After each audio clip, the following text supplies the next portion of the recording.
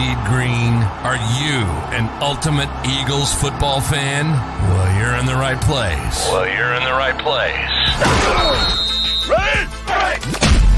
This is Birds 365, hosted by the new Mac and Mac, Jody McDonald and John McMullen. Here we go. Who collectively have covered and talked about more than 50-plus years of Eagles football. Kick off your day with Birds 365. You'll get debate. We love to argue. You'll get the real story from inside the locker room. And you'll hear from some of the great football minds from around the region. You're about to become an Eagles insider. Get in the game. Join Jody Mack and Johnny Mack and join the football community that flocks to Birds 365. Birds 365 starts right now. Welcome to the NFL. Let's go.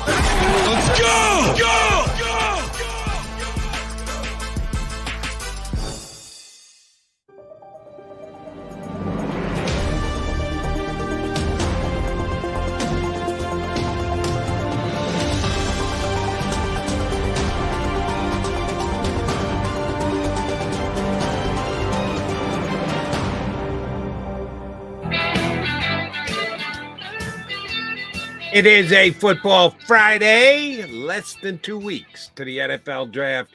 Appreciate you early streamers, those of you guys who jump in right at the top. We appreciate you all, but specifically you guys who get on early to join Mac and Mac, John McMullen and Jody McDonald here to talk Eagles football for the next 2 hours.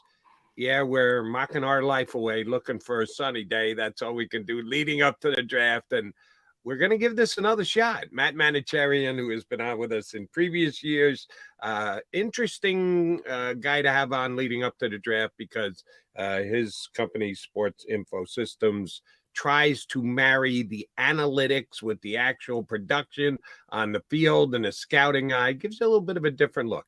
So Matt was supposed to join us on Wednesday. Some miscommunications on the time. I just texted him. He said he's got his link. He should be joining us in less than 20 minutes. So that should be fun.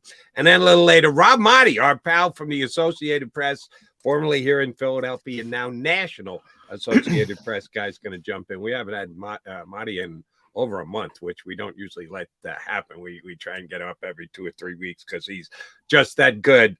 So we've got 2 good guests coming your way. So you want to say streamed in for the next 2 hours for the Mac and Mac guys. All right, Johnny Mac, whose mock did you check out yesterday? I'm sure you saw 8, 10, 12, 22 mock drafts. Was there anyone that you specifically went looking for, or when you saw it, you said, ooh, that's either interesting because I hadn't thought of it, or it makes some sense, or that's just completely friggin' ridiculous? Well, I'm going to surprise you. I saw exactly 0. No mocks. You didn't see one new mock yesterday. Not one mock yesterday. And, you know, if it doesn't come across. How can you not doing what you're doing? Because I don't like to be bettered by other people's opinions. I get that. Yeah, I don't like that. So if something crosses my timeline on social media or something, I might click on it if I notice it. But I don't go looking for them. You know, when you get to the last week of the draft, I'll check out certain people. So I'll check out Peter's, for instance, Peter King, because Peter's so plugged in with certain organizations. You know, to me, he's valuable. But yeah, I don't go looking for mock drafts. I'm the opposite. I run the other way. I do. I got to admit, guilty as charged. And I'm old enough, and I think you're damn close to me. So you're close to old enough to remember a time when it was Mel Kiper and Paul Zimmerman from Sports Illustrated. You're the SI guy on this show, but Paul Zimmerman was many years ago. He was the main guy before Peter King was the main guy for Sports Illustrated. Peter, of course, now since moved on to NBC, but that was about it. And our lads, I remember our lads was early in the mock game. So you had like 3 guys before Todd McShay ever arrived at ESPN and the 97 other media outlets that now have 2 or 3 guys doing mocks leading up to the draft. They used to be like 3 guys. You take it back to the 90s, there were like 3 guys. And you had to have their information because, if Mel Kiper says so, it could really happen. Until the Colts general manager called him out on TV and said that guy has no idea what the hell he's talking about. Now you have hundreds, and I mean hundreds, to choose from. And yeah, I got to admit, I check them all, and I do take them through my own mental filter and say, I'm going to say I checked Eric's yesterday, Eric Edholm, because he was on the show so early. I checked out his. I forgot about that early. So you did, but we talked to Eric, so we had a clue as to what was already in Eric's mock draft, but he does a good job for the NFL.com these days. So yeah, we're going to have guys over the next 2 weeks leading up to the draft. Guys who put out mocks, guys who have inside info, guys who are well opinionated and the like. And I got to ask you this, John. You said you didn't check out many. I did yesterday. What I'm seeing, and I'm almost kind of surprised by this, is that there are, I don't want to say a lot, but enough people that think that Jalen Carter is going to end up as a Philadelphia Eagle. 1 or 2 had the Eagles actually trading up a spot or 2 to get him, and the rest had him falling down to the Eagles at number 10. I know you've said it'd be the easiest pick that Howie Roseman has made since he's become the general manager, if he passes all the Eagles' security work that they put into him ahead of time, which I understand your point of view, and I think you're dead on right. But what's going to make the Eagles be the first team? Because there's going to be, after you get past whoever takes a quarterback in the first however many picks, 9 picks before the Eagles come up at 10, if they stay at 10, what's going to be the difference that the Eagles will say, all right, this is not a big enough risk for us to be able to pass on the talent, and make the other teams who are drafting between the quarterback picks and the Eagles say, yeah, we can't take a chance on this guy, because I don't think anyone doubts the fact that his talent says he should be a top 1, 2, 3. The first reason I would give you is that nobody has more job security than Howie Roseman. That's true. Good so point. A lot of GMs can't do certain things that Howie can do. And, that's a luxury. And Howie, was asked that by our buddy Jimmy Kempski a while ago. And he claimed he doesn't think about it that way, but it is that way. And there are GMs in this league, I always say, have to GM for their job. So they can't think long term. They can't think about taking chances. They got to win right now. They got to do this. They got to do that. And it makes their job more difficult. And it's like you're on a hamster wheel. And, until organizations figure out that structure is better than the opposite and keep changing people, you're going to have hiccups. So if you got to be, as an owner, you got to be confident in yourself that you hired the right guy and give that guy an opportunity. And that means more than 1 or 2 years. And that means even if he misses on a top 10 pick, if there's consistent misses, sure, you have to go in a different direction, but there's too much upheaval.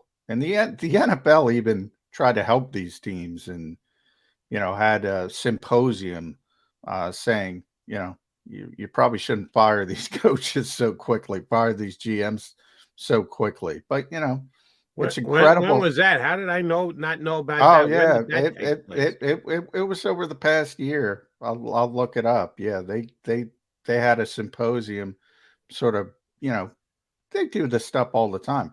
Howie Roseman talked to the owners at the owners meetings about the Eagles and how they do things. These kind of things happen all the time, but so many teams, it's so difficult because it's such a public facing industry, and you get criticism like our show and everybody else's show, and you get this incredible criticism in the moment. And it's so difficult to be patient because everybody wants, results now. even more so probably with players like young quarterbacks. They're so impatient with young quarterbacks. It's really difficult to stay the course. And Jeffrey Lurie, there are numerous times people have called for Howie Roseman's job. Mm-hmm. There's a lot of people when he came back didn't want him back. There's a lot of people who won't admit it now, but after the Super Bowl rise and then the decline, they wanted him out. No, keep Doug, fire Howie, fire them both, that kind of thing. Oh yeah. And Jeffrey Lurie, how many GMs in this league do you know? I'm sure there's one, but I can't think of one offhand. Some in the old days when guys were around, but in the modern environment, how many GMs do you know that get to hire 3 different head coaches, in that process? I mean, it just doesn't work that way in this league. And, even though people look at Philadelphia and they hire their coaches, they hire their front office people, they're missing the biggest point of all, and that's the continuity. At sort of, obviously, you're going to have continuity at ownership, and that is either you have a good owner, you have a bad owner. Daniel Snyder. Hopefully, Washington's finally turning the corner. There's not much you can do if you have a bad owner. You're always going to have continuity at ownership, but people should look at continuity more when it comes to GMs and guys running the team.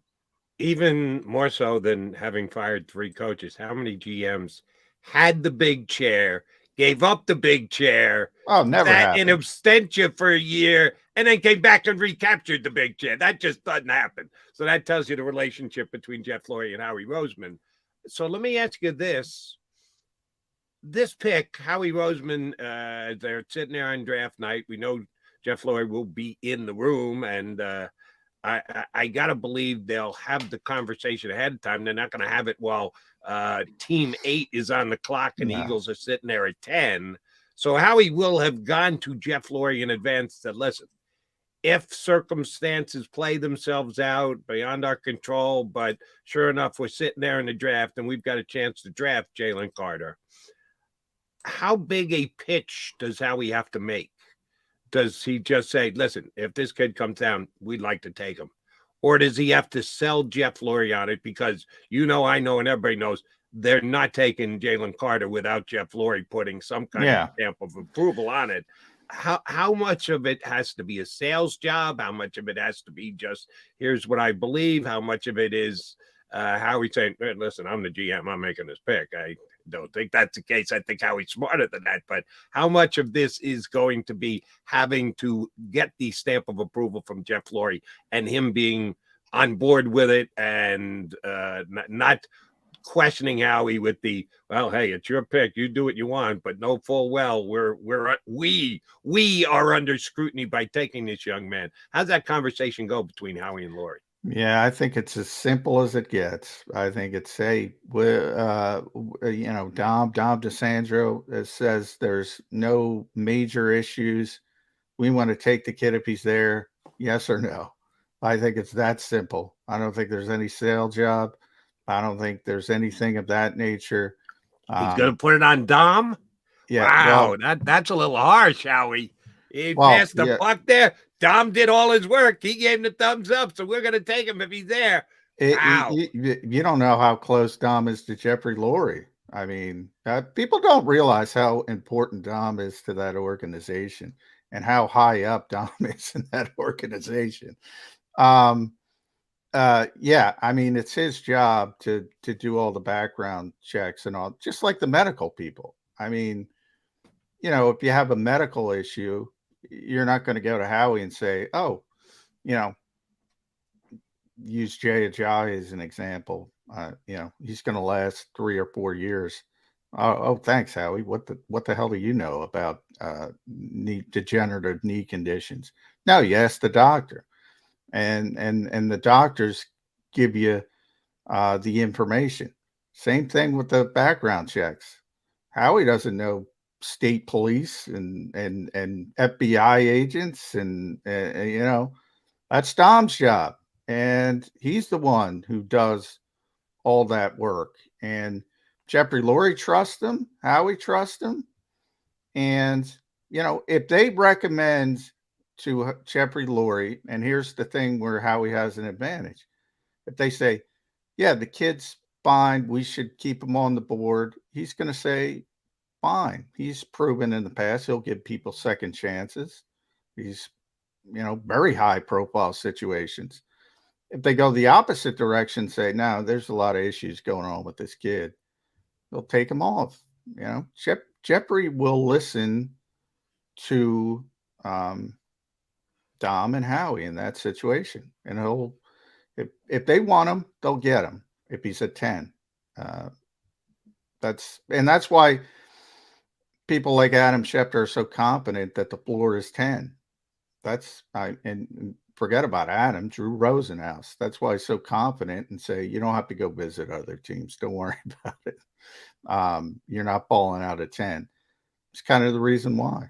The question is, will he get to 10? That's a question we'll put to our first guest. That and many others, because he does a great job mixing analytics with a scouting eye and analyzing the NFL draft. Coming up next, Matt Manicherian from Sports Info Systems going to join us here on Birds 365.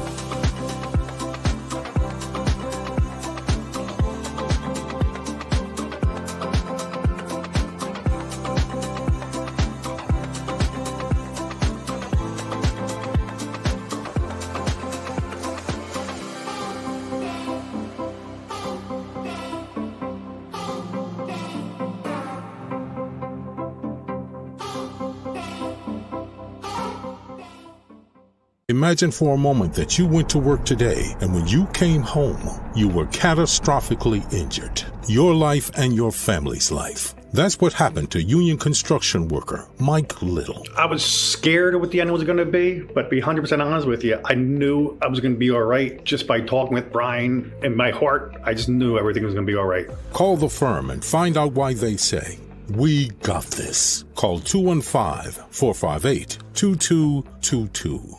Heading down the shore, have a ball once more.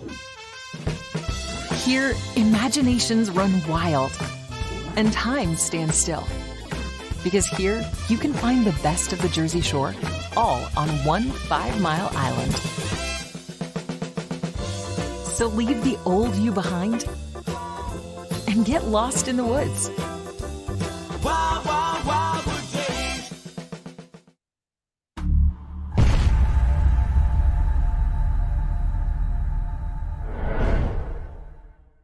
They're carving them up and good play calling along the way. First and goal at the 6.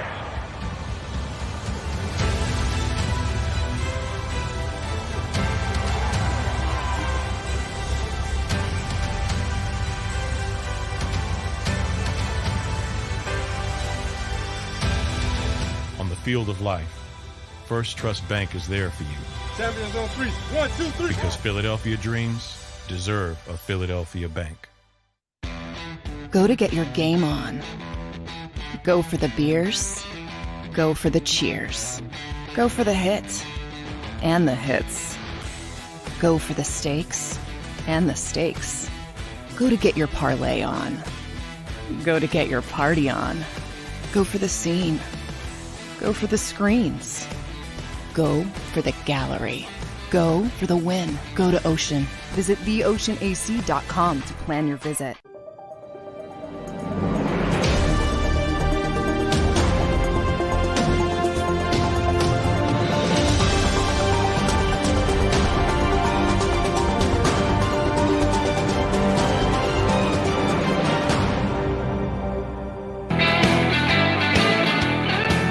Get your MAGA Mac guys. Jody McDonald, John McMullen here with you on Birds 365. And we are joined by Matt Manicherian, the Senior VP Football and Analytics for Sports Information Solutions. We've had Matt on the show previously. He always does a great job when he jumps in today.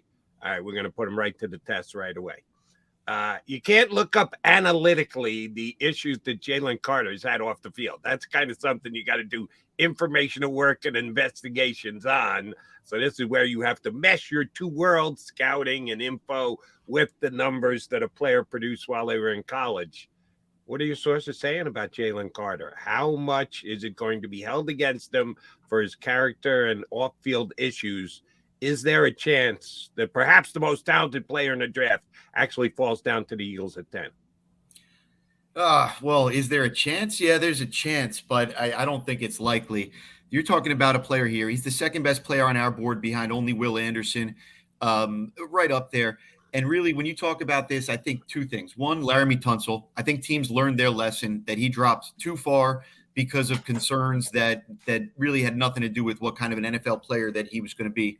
So I see a little bit of that here. The other thing I see is sort of Ndamukong Suh and other great defensive line prospects. If you've ever been around defensive linemen, you know they're not always the most normal dudes that you've been around in the world. And so I don't think you can look for your Boy Scout leaders at this position necessarily. Now, that's not to say that you discount personal character. That's obviously very important. Football character, work ethic, all that kind of stuff. But for me, I would say that this player is just too talented. He's too good. You're talking about the best player on Georgia's defense from 2 years ago when they won the national championship and last year when they won the national championship. I think that when teams dig here, he's just too good a prospect to let sort of off-field concern knock him too far down the board. By the way, Matt, Ndamukong Suh was here. He came here in November, late in the season with the Eagles. I was all prepared. I'm going, oh, this guy stomps on people's heads. I was all prepared for the biggest heel in WWE. Nicest guy in the world. Now he's 35 now. He's into finances. He's giving people advice. It's just so different from his reputation. Now, I don't know how he was at 22. That's a lot different. Yeah, it's almost like predicting how 22-year-olds are going to develop in their personal lives. It's difficult. Yeah, he's changed so much. He's nothing like his reputation, but it was just interesting. I was prepared for it. But, when we talk about the Eagles and, it's unlikely, I'm with you, that Jalen Carter's going to fall that far. And if they don't get Jalen Carter, I think they're likely to go on the edge. And knowing the Eagles, their thought process, and this really rings with Hassan Reddick, you not only have to win as a pass rusher in the modern game, you got to win quickly. You got to win in that 2.5 second window because the quarterbacks are getting the football out so quickly. Who fits that? That should be at number 10 area. Is it Nolan Smith? Is it Tyler Van Ness? Who fits that description best? So I'm gonna answer really specifically for you here because you talked about quick pressure rate. So I went over on the Sports Info Solutions NFL Draft website and I pulled up not just our pressure rate leaderboard, but our quick pressure rate leaderboard, which is specifically what you're talking about. Who creates pressure quickly? And the guys that you mentioned, or the guys that are sort of in contention there, Tyree Wilson is the guy that would be the highest on our list in terms of his ability to create quick pressure. He's second overall in terms of that stat of all edge players at the position. I think he's somebody that you would look at there. In terms of our scouting grades, Nolan Smith would be the guy that we would recommend there. Van Ness is interesting. He's very interesting. I don't really see him as a top 10 caliber prospect, though. I don't see him as somebody that is well-rounded enough in his game at this time to sort of warrant that high pick, although he is a bit more of the upside, like when you talk about the Richardson and the Levis type prospects. Let me throw you one more name on the edge, and that's Myles Murphy from Clemson. And the reason why I like Murphy for the Eagles and the other two guys, Smith and Van Ness, could certainly become as good players or maybe even better players with other teams. But if for the next 2 years, Hassan Reddick's going to be here, do you want an undersized defensive end? Wouldn't you want a bigger guy? That would be the way that I would try and build the defense. You've got one NASCAR speed guy, the other side, you want a guy who can actually hold the edge and bring a little size to the table, and that's why I like Myles Murphy. How big a difference between the two guys you just mentioned and Murphy in your gradings and rankings? They're right around the same grade. They're right at that solid starting level grade, probably not an every year Pro Bowl type player, but somebody who could come in and get you 5 or 10 sacks each year. And I think you're absolutely right when you talk about Murphy being more when I was with the New Orleans Saints, we used to call it a left defensive end prospect versus a right defensive end prospect. Base left end, the old school base left end. Yeah. Yeah, a little bit more of that type of player. And I think you get that with Murphy. You get great hand use, you get great motor. He needs just a little bit more sort of refinement. He needs a pass rush plan and in order to really be a more effective player sort of statistically. But he's definitely in the mix right there in terms of those guys. Hey, Matt, I've asked all the scouts we've talked to sort of in this process, how many legitimate, whatever you want to call them, tier 1 prospects do you have in this draft, blue chip prospects? And in that group, how many are the quarterbacks? Because that's important for the Eagles. If there's not a lot, but we know the quarterbacks get pushed up the board, that means the real blue chip players fall a little bit back and closer to 10. Yeah. So the way that we've always constructed our draft scale at Sports Info Solutions, it's very similar to the way the team does it. And when we talk about our blue chip players, we're talking about those that rate above the 7.0 grading line. And we've got 3 players in this year's draft, none of them quarterbacks, that are true blue chippers. That's not as many as we might normally get in a typical year, but it's also not like you have 10 blue chippers coming out every year. So for us, that's Will Anderson, the defensive end from Alabama. That's Jalen Carter, and that's Bijan Robinson, the running back, who, don't be shocked if he's in contention around the time the Eagles are picking too, even though that would be sort of very un-Howie-like. Yeah, extremely un-Howie-like. Extremely. So we see that many. In terms of what, sort of where we get the next cutoff in our scale, we've got 31, actually the exact number of players, coincidentally enough, that are in the first round. We've got 31 players that we see as ideal starters by their second season. So that's sort of the next cutoff for us. Now, is that just a coincidence? Because yourself and others and a true first round grade. Most guys tell you every year we don't have 31 true first round grades. Just because we know there'll be 31 first round picks doesn't mean that there are that many players. Some players are going to be second round players masquerading as a first rounder who are going to get selected in the first round. Do you just hard cut it at 31, or did you do your analytics and your scouting and combine them together and come up with that list for 31? Was it? That's the scouting and analytics. That's totally coincidental. In fact, we don't believe in round-based grading around here. We sort of look at things, that was old school scouting. I think a lot more sort of Patriots way age scouting is what we would call role-based grading as opposed to round-based grading. That's why I said to you, these guys are blue chippers. These guys are ideal starters by their second season, because that's really how we quantify it. That's why I don't believe in saying this guy's a first rounder or this guy's a fifth rounder, because you could look at the same player and you could just have a different opinion for what a first round running back is versus what a fifth round running back is. And all of a sudden that would change the player's grade. So we do this role-based grading, and really, these starting level players, they might be first rounders some year, they might be second rounders some year. It completely depends on the depth of the class. And this is a bit of a thinner class, especially at the top. As far as the class as a whole, Matt, what positions are the deepest and what positions are sort of the lightest in this class?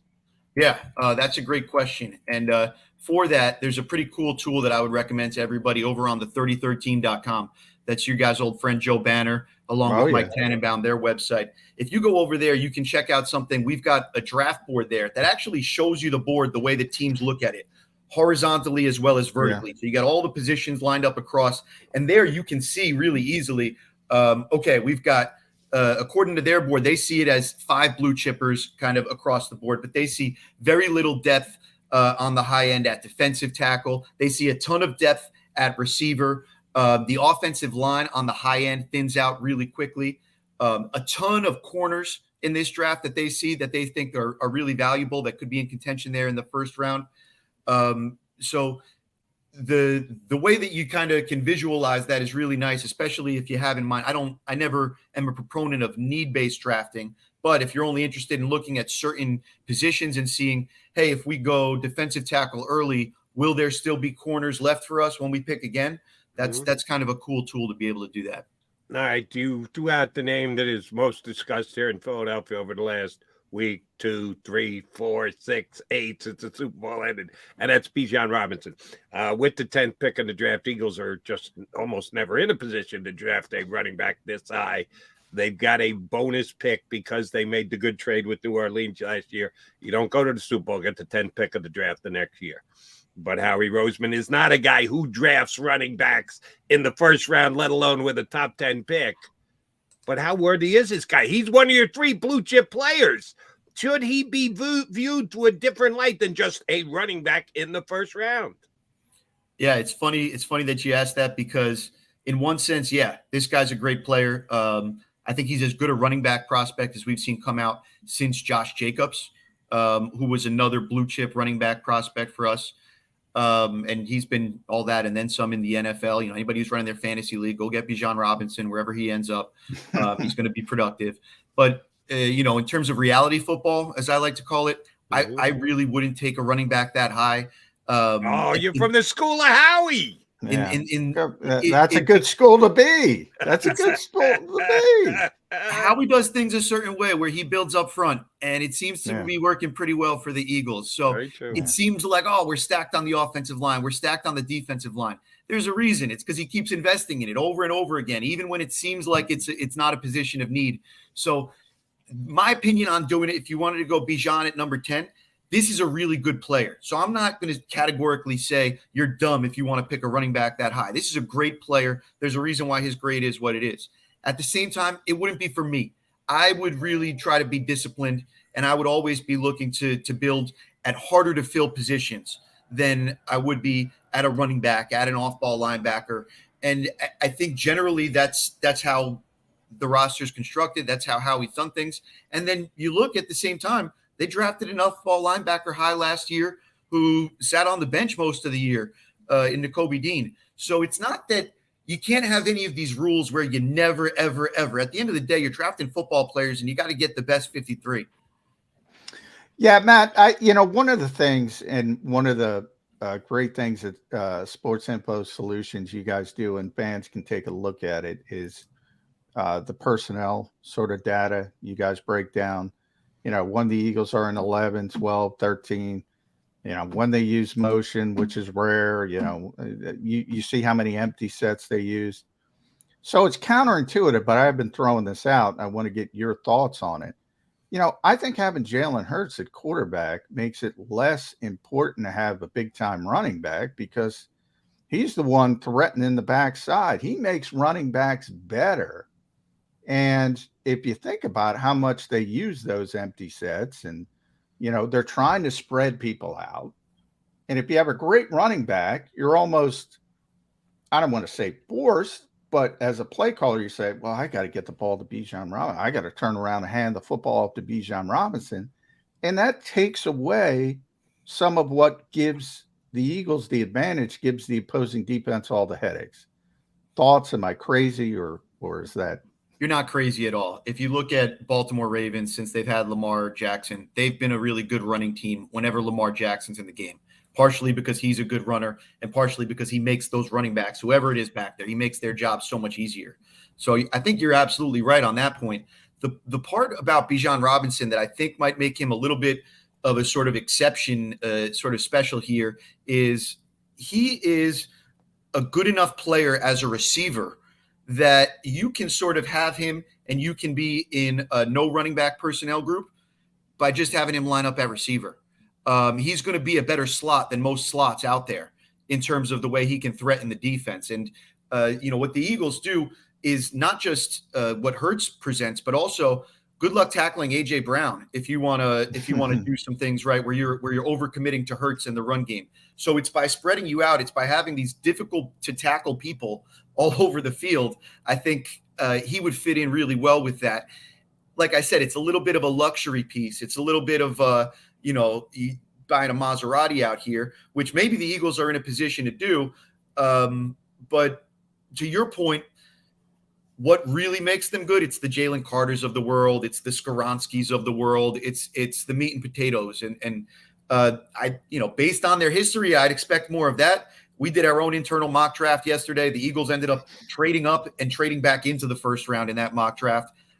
Howie was on something else yesterday for us, but so nothing would surprise me at this point. All right, since we've already acknowledged running back, not a place the Eagles put a lot of value. Linebacker, not a place the Eagles put a lot of value. I want to ask you about a linebacker anyway. To hell with it.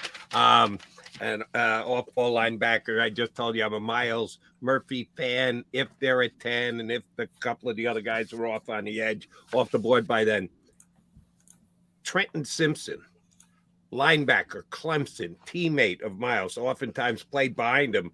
Clemson wasn't a very good team this past year, but mostly because DJ Uiagalelei didn't turn out to be the quarterback that I thought he was going to be. But they had a dynamite defense again this year, and these were two good stalwart pieces of that. One of the better defenses, probably second best behind Georgia in the country. What kind of a player is Simpson going to be on the NFL level? Where do you think he falls in the draft? Do you think he get up in the second round? Will he be there in the third round? Can he drop to day number 3? Give us your scouting report on Trenton Simpson from Clemson. Yep, Trenton Simpson is our top-ranked off-ball linebacker, but he's just number 39 overall in terms of the big board. So you think he's a second-round pick? We see him as more of a second-round player than a first-round player. That said, I think you look at a major upside type player, right? You're looking at a third-year sophomore, not the most productive guy in terms of what he is, but he's just a dynamic athlete. He's got speed for days. He can cover. He can pass rush. So you look at the versatility. You look at sort of the upside there. Might take him a year to get to the point where he's really fitting in, but that would be sort of within the idea of how the Eagles do like to draft. They're usually drafting for a year ahead of now, as opposed to drafting for whatever the roster need appears to be today. So I could see him fitting in there. I wouldn't want to reach too high because I don't see him as a sort of ideal run player. And if you remember early in the last season, the Eagles started to really struggle with their run defense, and that was looking like the one thing that they had to shore up. So I don't know if this is the type of player that in that regard, but I mean, he can pass rush, he can cover, he can play on third down, and that's obviously got huge value in modern NFL. Matt, I want to delve into your sort of wheelhouse, and that's where scouting matches with analytics. And, there's all of a sudden been this, we have all this data from the combine, and there were certain traits that sort of predicted success at edge rusher, the 6'5", 275 long guys.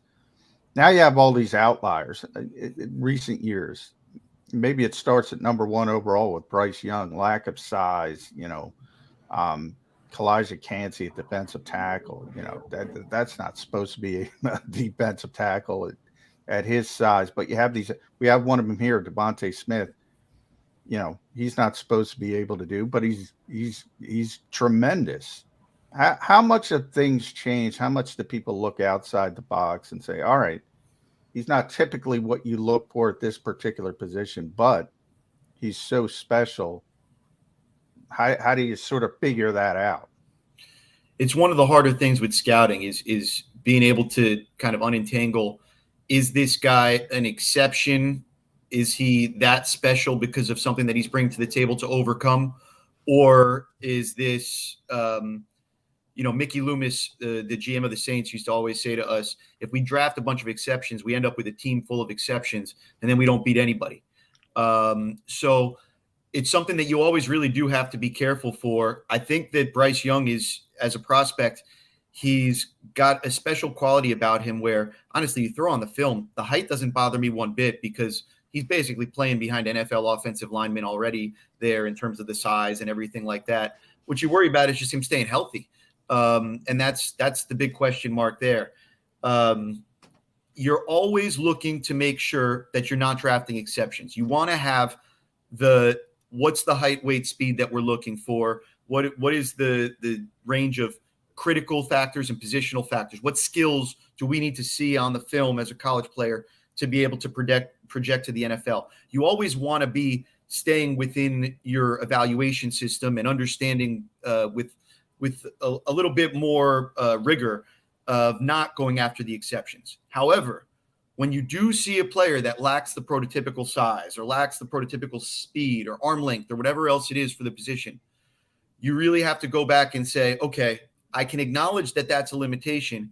Does he have the other skills that overcome that really are not just special amongst college players, but it's going to be something where it's special amongst NFL players, and it can elevate him past that. So bad answer, but it's a very difficult thing to do.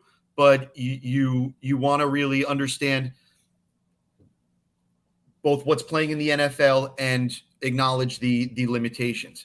Look, and you also want to make sure that you're paying attention to if what plays in the NFL changes, right? If you start to get a bunch of shorter quarterbacks and they're all producing pretty well, then maybe you got to change what you're looking for to account for that properly. So there is a little bit of a feedback loop as well. All right, Matt, very specific Eagle question. As of right now, they've got 2 first-round picks, a second, a third, nothing in the 4th, 5th, or 6th, and then 2 7th. We assume that will change by the time the draft unfolds because Howie loves to move and shake and move up and move back and everything else. So I'm talking about just a day 3 guy. Doesn't have to be all the way to around 7. So maybe the Eagles get a 4 or 5 or 6 somewhere along the line. Give me a wide receiver, because I think wide receiver 3 for the Eagles is something they need to address. Quez Watkins did not have a very good year, and I think they need an upgrade there, and I haven't been able to do it through free agency just yet, and the pickings are getting slim there. So the draft is probably going to be a place they're going to look to do that. A day 3 draft guy, certainly slot only because they've got their 2 outside wide receivers, so a guy who is already a slot receiver. He's got to be missing something. That's why he's day 3, not day 1 or day 2, but has a strength. There's something that he's good at. There's something that he might not be good. Might be very good at catching the ball, can't really run. Might be like Quez, take the top off the defense, but catching it, which is kind of important for a wide receiver, doesn't always get the job done. Give me a day 3 wide receiver, slot wide receiver that could fill in a role for the Philadelphia Eagles. Yeah, it's always hard for me to predict who's going to be available because, like I said before, we don't care about what other people think of these guys. We just rank them how we see them. But down the line, we actually do see a whole bunch of receivers that we look at in that 3rd wide receiver range that you could kind of pick from depending on who's available.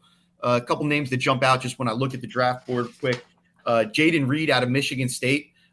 He's somebody who's really like your prototypical slot type guy. Quickness, toughness. He can sub in as a returner for you as well. Player that can get in and out, doesn't have the ideal size, not going to take the top off the defense, but kind of the quicker than fast guy that you might see in there. Tyler Scott from Cincinnati, another guy that we could look at in that sort of range. He is more of the take the top off the defense. Again, undersized, not somebody ideally who's going to be playing on the outside for you, but somebody who can be a field stretcher for you. From the slot position there. So a couple of guys there that you might look at depending on who's available. Matt, from a scouting perspective, one thing I've noticed about the Eagles, at least with the players they've talked about, and they're one of the many teams that sort of uses the Vic Fangio sort of inspired scheme, multiple fronts, a lot of mixed zone coverage on the back end. But they've looked at these sort of interior defensive linemen, these gap and a half players. They like to call them, 4-eye, can play a little bit of that. They have Jordan Davis to play the nose. They brought in a bunch of those guys. I wouldn't say in that top 31 you were talking about, but that next tier, however deep that tier is, you got any names there? Because I'm pretty sure the Eagles are going to come out of day 2 with a defensive tackle. One guy I could see in that range that I think is exciting is Brian Bresee out of Clemson. He's somebody, I don't necessarily see him as a first rounder just because I don't think he's developed. I don't think he's put it all together there yet, but he's a giant. He's somebody that has all the size and all the ability, everything you need to become that sort of gap and a half player like you're talking about. He's somebody, just the exciting physical tools really get you there. So that's a name that pops out for me in terms of probably not a first round level talent, but day 2, if you can get him there, he'd be somebody that I'd look at. All right, let me go follow up on John's question. Back to day one, but staying at defensive tackle. J Mac has said he'd almost be tempted at number 10 to think about calling out Calijah Kancey's name. That he's I've soured on that, but I said it you earlier. moved off that, McMullen? Yeah, I didn't even know that. I'm on the Nolan Smith train now, but yeah, no, Calijah Kancey. I don't like to compare anybody to Aaron Donald, Matt. But the comparisons are obvious because they played at the same school. They're both undersized. I think it's tremendously unfair. But I do like nobody can block the kid. I know, but then I say, can he be a 3-down player? Can he play on first and second down? Where are you on Calijah?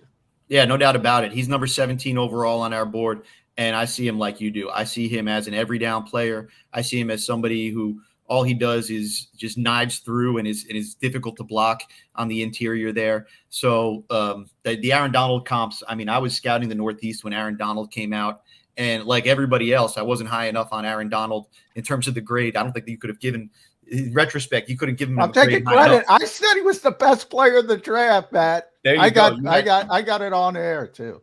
You had it better than me. I also wanted Ryan Leap over Peyton Manning, so I don't get anything right. I would have had Khalil Mack ahead of Aaron Donald that year coming out of the Northeast, but I think Aaron Donald was the right answer. But I think we both would have done okay there. Yeah. Yeah, the similarities are right there. Whenever you see a player that really reminds you of another player, you have to remember that they are separate people, that just because they look very similar as prospects, that it could pan out either way.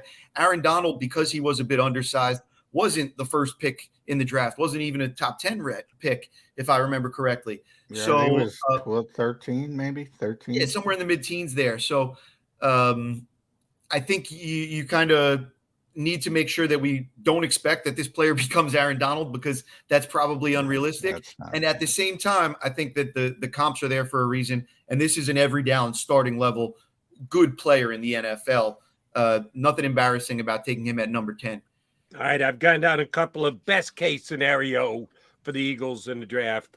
Let me go down. Not a terrible one, but a little bit of a worst case scenario. Eagles do what they do at the top 10. Maybe they trade down. Maybe they get just their guy that they want at 10. They're coming up on number 30. Howie is talking about potentially trading out. Team wants that guaranteed 5th-year deal. Eagles drop back somewhere into the second. But sure enough, Brian Branch is still on the board. And we're up to pick 26 or 27. And they're thinking, we might not need to trade. Brian Branch might be sitting there for us, a guy who's absolutely value at the 30th pick, plays a position they could use an upgrade. Alabama guy, Eagles like drafting SEC players. A lot of things point to it, and sure enough, Branch comes off the board at 27 or 28. So the Eagles either do their trade down thing, but at some point, they need to address safety. If they don't get Brian Branch with their second first-round pick in this draft, what other safeties are guys who you can expect to be able to step in, maybe not start or star in year number 1, but contribute year number 1 and be a starter by year number 2?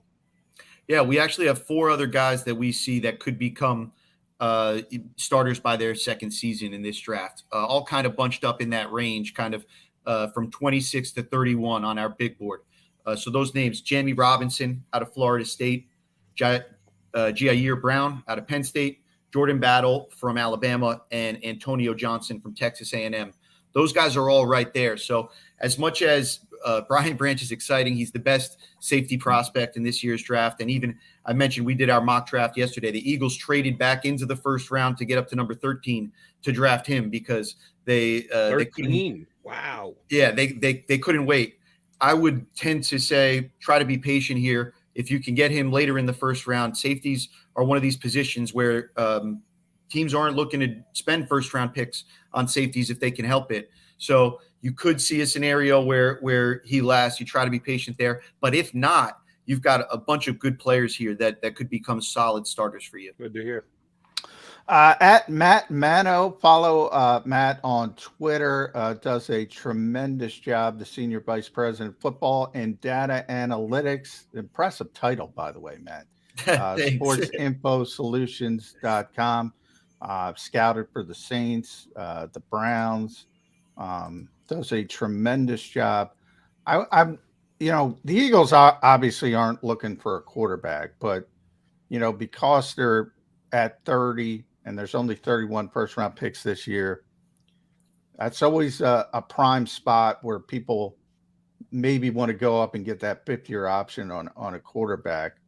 One prospect that's really interesting to me through this whole process has been Hendon Hooker, because a number of reasons. I think he's really good, but with this COVID stuff, we have these older prospects. He's older, so he's 25 already. He's got the ACL. Where do you have Hendon Hooker in this process? Yeah, so we have him slotted just behind the top 4 QBs that everybody likes. He, like many people, he's the 5th quarterback on our board. I think he does end up going in the first round, just from being around different people that are pretty well connected. There are enough people that really like him that I think he ends up going in the first round there. That said, for me, I wouldn't be excited about him. The age is something that you mentioned. That's obviously there. The injury doesn't bother me too much. We've seen people recover from injuries before. But I never saw Hooker as a very accurate quarterback. I think that the offense was a lot of smoke and mirrors that made his job pretty easy in terms of what they were able to do offensively. And I'm not confident that he has the accuracy, has the ability to run an offense the way that we would need in the NFL. So I'm a little bit more buyer beware on Hendon Hooker than probably most people that you'll talk to there.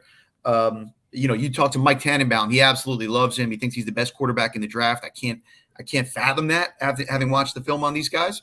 But, that's why quarterbacks, you got to get somebody that not just is a good player, but somebody who fits what you're looking for in the position. I would have, been a big whiff on Jalen Hurts. So maybe you should take somebody else's opinion on. No, I love when people admit. I've got far more mistakes than hits. Everybody makes mistakes, and a lot of people pretend they don't make mistakes. So I automatically give people more credibility when they admit their mistakes. Yeah, you guys end up playing for the Eagles. It helps too, right? You get a good plan there. That's true. We try and cop to our misguided missiles, but we will take victory laps when we get things right. I got to ask about a player who I just don't understand. There's a specific reason for my question. Keon White, Georgia Tech. Where do you have him ranked positionally, and what's your overall grade / ranking of Keon White from Georgia Tech? Yep. Keon White is our 5th edge rusher on the board. He's 29 overall. So we like him pretty good. Right now, when you look at him, again, a player that needs a little bit more of the development. He's a little bit stiff on the outside, and he doesn't bring a whole lot of repertoire to his pass rush arsenal. But you look at a guy with good size and the first step explosion. We mentioned Aaron Donald a second ago. His best skill is that first step explosion. You see that with Keon White. And, a lot of times for defensive linemen, if you start there with if you're a physical freak and you can get off the ball quickly, we can work with you. And so that's why I see Keon White as another guy that's an ideal starter as a sort of edge position there, and very realistically could be available for you. The reason why I ask is I was kind of surprised. And I know it really means nothing, but I do factor it into my own thinking, because if someone should know what NFL teams are thinking, it should be the NFL, right? Keon White got invited to the draft. Smith didn't. My guy Murphy didn't. Van Ness didn't. He was a defensive edge guy other than the kid from Alabama, Anderson, who got invited to the draft. Only 17 players got invited, and he got invited. Are we missing the boat? You've got him in the first round. You got him in your top 30, so that's pretty damn good. But I'm seeing other places that don't even have him in the top 10 edge rushers. What does the NFL know about this young man?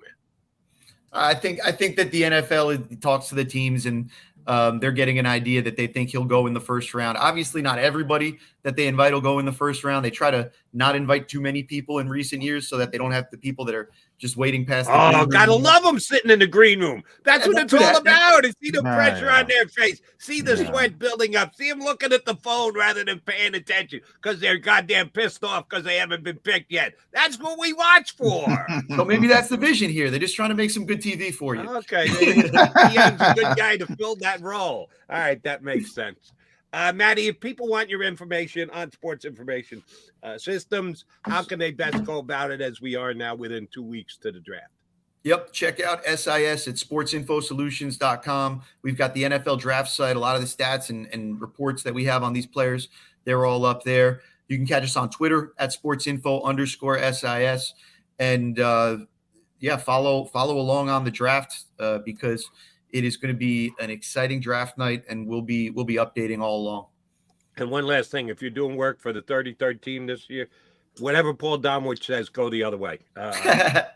Don was a good friend to the show, so we like making fun of him too. Like guys sweating, not getting picked in the first round. If we can, pick we had. I'm trying to get Mike back on the show. We had Mike. You mentioned Mike Tannenbaum. We had him on the show.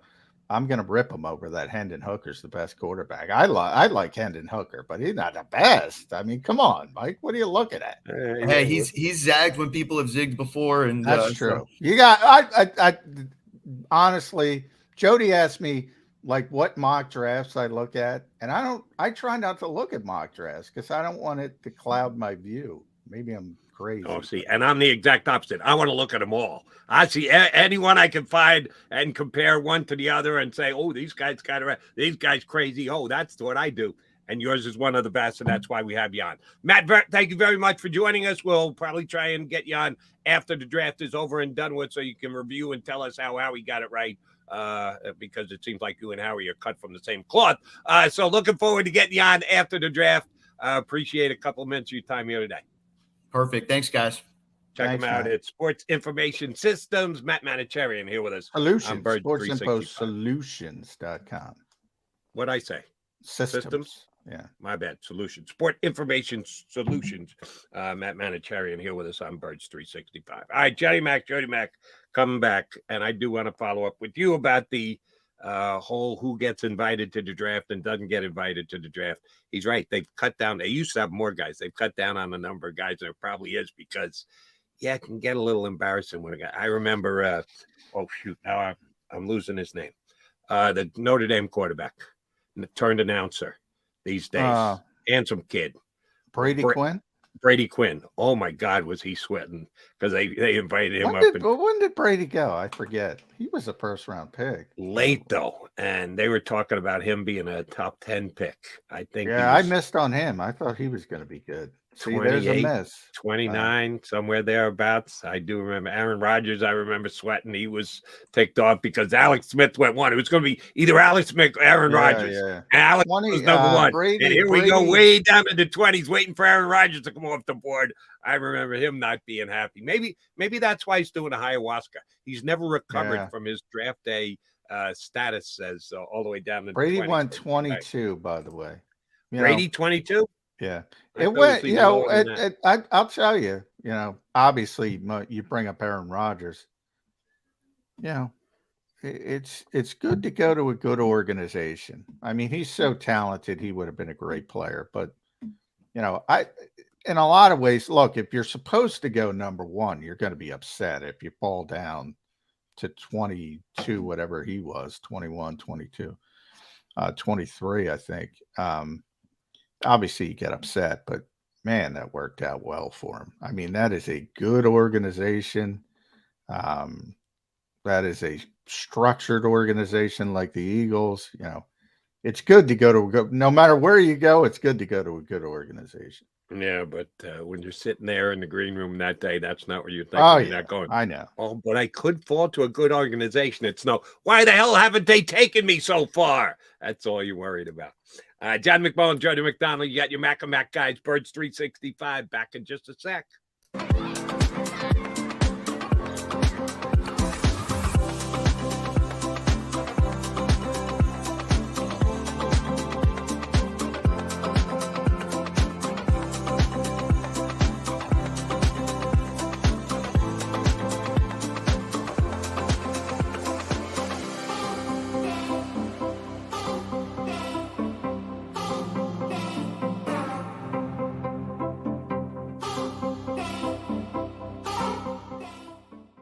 Imagine for a moment that you went to work today and when you came home, you were catastrophically injured. Your life and your family's life. That's what happened to union construction worker Mike Little. I was scared of what the end was going to be, but to be 100% honest with you, I knew I was going to be all right just by talking with Brian. In my heart, I just knew everything was going to be all right. Call the firm and find out why they say, "We got this." Call 215-458-2222. Heading down the shore. Have a ball once more. Here, imaginations run wild and time stands still. Because here, you can find the best of the Jersey Shore, all on one 5-mile island. So leave the old you behind and get lost in the woods. Wild, wild, wildwood days.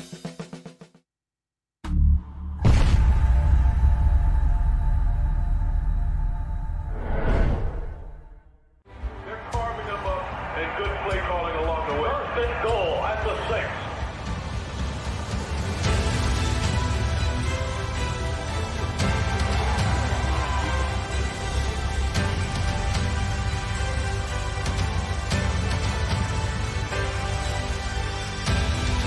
On the field of life, First Trust Bank is there for you.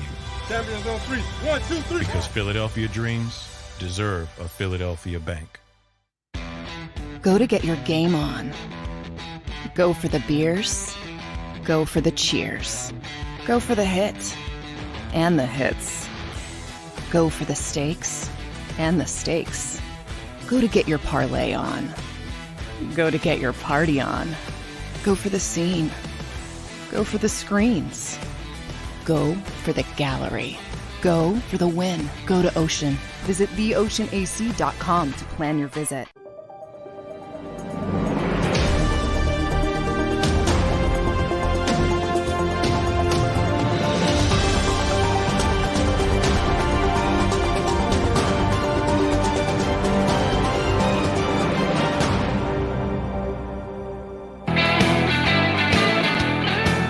You got your Mac guys, John McMullen and Jody McDonald here with Young Birds 365. Rob Motti from the Associated Press, lead National Football League writer for the AP, going to jump in with us coming up in less than 20 minutes from now.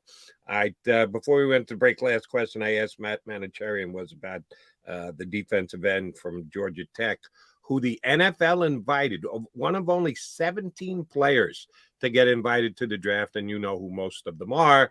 Quarterbacks and Carter and Bijan Robinson and the guys that we've talked about in the top half of the NFL draft. And that name kind of jumped off the page because the guys that we've been talking about as the potential Eagle selections, edge guys who would be there if Wilson and a kid from Alabama are both off the board. Man, they got some high-ranking edge guys. You talk about importance of position. We use Pro Football Focus as a reference all the time. A lot of times, John and I agree with it. Sometimes we disagree with it. It's not the Bible, but it's a pretty good source of information and rankings and ratings and the like. They don't have this kid from Georgia Tech in the top 10 edge pass rushers. Not even top 10 at one position. They don't have him. But then again, Marlon's little brother, Tuli Pelotu. Tuli, yeah. Tuli's a good player. Right. Yeah. Is the 10th ranked edge player, and they've got him number 42 on their big board. So of the top 42 players in the draft, they think there's going to be 10 edge guys taken. You talk about positional importance. The NFL relies heavily on guys coming off the edge and getting to the quarterback, as you said earlier, not just getting to the quarterback, getting to the quarterback quickly. You got to be able to do it in the blink of an eye these days. Yeah. That's a lot of teams taking edge pass rushers if 10 are off the board in the first 42 picks, Johnny Mac. Yeah, that's the cliche around the league now is you either get the quarterback or you get to the quarterback. That's how you win, one or the other. If you don't have the quarterback, you damn well better get to the quarterback. And it's great when you have both, like the Eagles had last season, but they came up just short, unfortunately. Yeah, I mean, one of the things about Keon White, I mean, a lot of people have him graded as a defensive tackle, number one. Maybe that impacts things. Same thing with Tuli. You brought up Marlon's brother, Marlon Tui Pelotu. A lot of people have him as a defense. He played more defensive tackle in college than he played, but a lot of people project him to be an edge rusher. So you have that sort of, and sometimes it's good. You can do both, like Brandon Graham, and that's even better for long-term success in the NFL. So sometimes that clouds people's gradings, but the NFL tends to get a better feel for things, and there are players that the NFL likes more than the media likes or the draft nicks or whatever. And maybe he's that guy. Maybe they got a clear indication that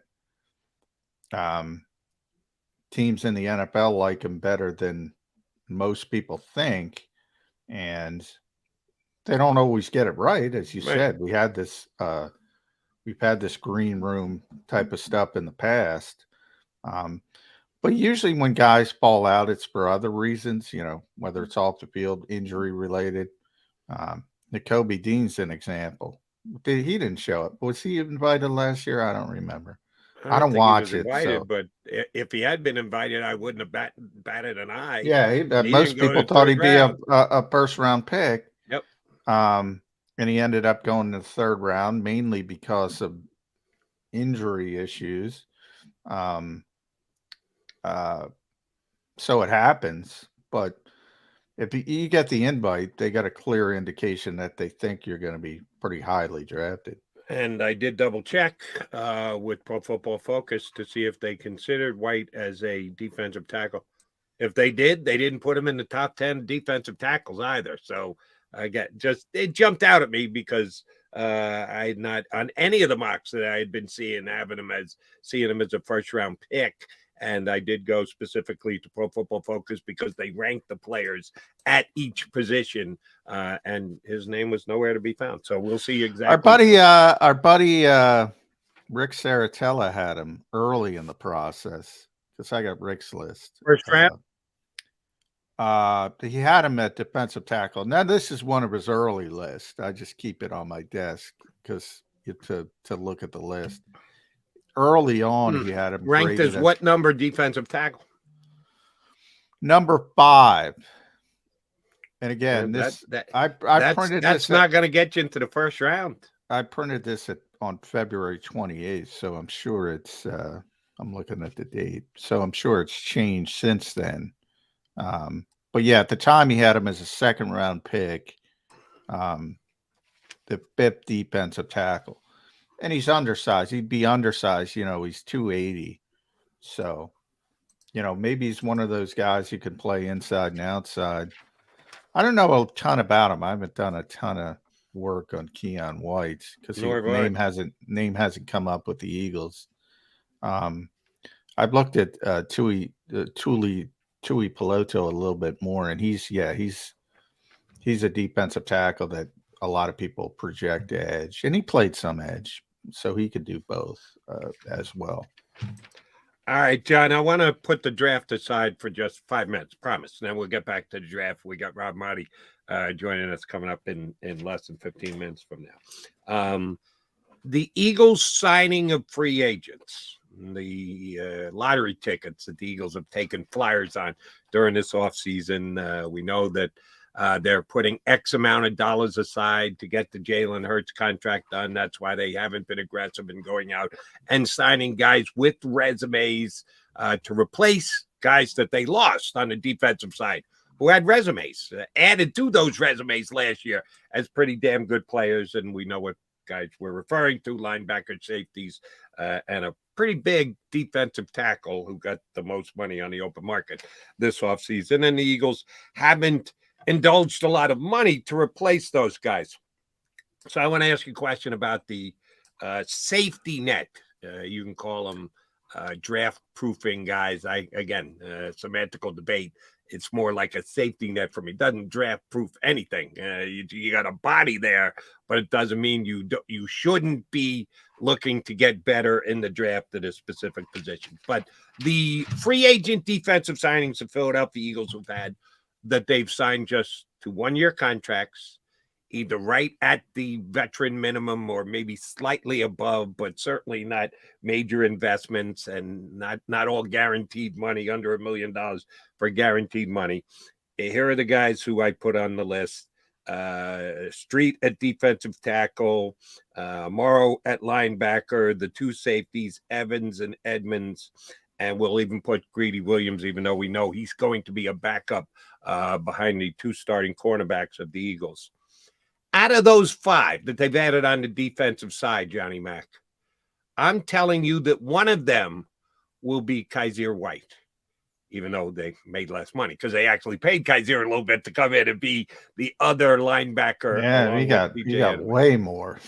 Yeah. But a 1-year deal, came in, got the job done, and then departed and went his own separate way thereafter. And one of these guys is going to be JAKIB Tart, that he may come in with a little pomp and circumstance and was a starter elsewhere and came in, and despite neither John McMullen or Jody McDonald liking him, some of our streamers liking him, he did not make the Philadelphia Eagles. And by the way, did he ever land with another team during the year? No. I think JAKIB is still out there waiting for that call to get a shot to join the National Football League team. But the key being, didn't make the team, didn't go anywhere, so got no issues with the Eagles moving away from him. Out of the 5 defensive ads they had who got 1-year contracts, which one has got the best chance to be Calijah White, step in, start, have a pretty damn good year, and which one has got the best chance to be JAKIB Tart? By September, we won't be kicking his name around because he won't be here in Philadelphia. The best Calijah White, and it's the same position is Nicholas Morrow, mainly because there's opportunity. As you mentioned, like Greedy Williams isn't going to play. Kentavious Street is going to be a backup if he makes the team. Nicholas Morrow, as of right now, if they had to play a game today, and thank God they don't have to play a game today, he's a starting linebacker. He's Calijah White. He's literally filling that role, and they don't have anybody else to fill that role unless you're really excited about Sean Bradley or Christian Ellis. So he's got the best opportunity. Interesting, he got the least amount of money, too, of that group. As far as JAKIB Tart, I think Terrell Edmonds is a good player, but I think Justin Evans is a better fit for what the Eagles want to do. You're still playing the fit game, huh? The better fit over the better player. That because fit is a big deal with this scheme and this philosophy, and I don't get it, and I don't get the fit. So, I mean, if you're pounding a square peg in the round hole, it ain't going in, Jody. I know that. And if you got him playing cover 2, you're not going to look good. So I think Justin Evans has a chance to be a bigger impact than Terrell Edmonds if he stays healthy. And that's a big question mark. He missed 3 stinking seasons, but he did play 15 games last year. So he showed perhaps he was over the hump. Now, I will also say, look, I think they should draft Branch if he's there, late first round, early second round, and be done with it all. And that's a perfect fit for what you want to do. But the draft is going to be a big part of it as well. But if you ask me today, that would be my thoughts. I know where you're coming from. We've been talking about since they signed both of the 2 safeties to minimal contracts. Evans, a little bit more for the non-fit safety than the fit safety. And I said this the day that he was signed, and I'm going to cling to it. And maybe it's wishful thinking on my part. We know that the system that I shouldn't say that. We think that the system that they're going to run this year on defense is going to be very similar to the one that they've run the last couple of years. But it is Sean Desai, and it's not Jonathan Gannon. We know that Gannon was a fit the system kind of guy. He really worked hard, and how he did him a solid by going out and acquiring the type of players who fit exactly what he wanted to do on defense. Maybe Desai's going to be a little bit different, and maybe he's going to be a little bit more flexible, and maybe he isn't going to be as stringent as Jonathan Gannon was, that here's the defense we play, and we have to find the exact type of players who play that type of defense. Maybe Desai will be a little bit more open-minded, and maybe he has got the flexibility built within his system to have different type of players and ask them to do different things. That's the only reason why I'm not as stringent as you are on the fit. I would say here's why. Because the head coach told me it's going to be the same. Because Sean Desai, when he had a chance to be a defensive coordinator, played the same scheme in Chicago. But do you think all Fangio defenses are created exactly the same? No, because it's the same thing, as I said, with Shane Steichen and Nick Sirianni. It's different because people are different. It's different in the moment. And that's why I just broke my own rule. If you remember, I was going to say philosophy. The philosophy isn't changing. People are different. You're different than me. I'm different than you. Even if we have the same plan, it's going to look a little bit different because we're not the same people.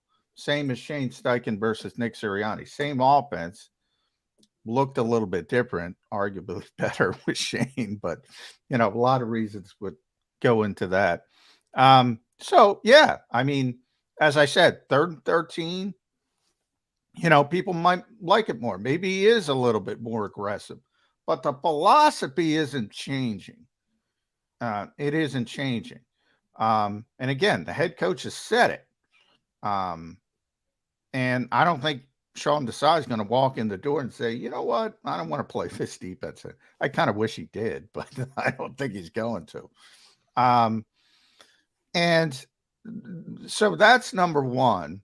And then the second part is I don't necessarily agree. See, I think it was turned on its head. Like, a lot of people thought Jonathan Gannon changed schemes from year 1 to year 2. No, he didn't. How he got him better pieces to fit his scheme. Yeah.